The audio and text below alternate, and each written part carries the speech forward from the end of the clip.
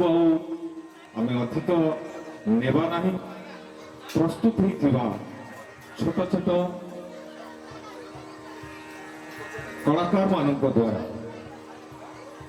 दीर्घ गोटे मास धरी अभ्यासरत थिबा कला को भल पाउथिबा कुनी कुनी कलाकार मानकु नहीं आजिर एक नाटकीय कार्यक्रम प्रस्तुत करा जायछि। तेणु समस्त को अभिनंदन एवं स्वागत जनाई आजिर ये कार्यक्रम आपण मानक निकट में रखुछि आदिम संस्कृतिर आनुकूल्य रे एवं काउरीकणा ग्रामर आनुकूल्य रे सहयोग रे आपण मानक पई आपण मानकर अंचल कलाकार मानक नहीं प्रस्तुत करने को जाउछंती एक सुंदर नाटकीय कार्यक्रम।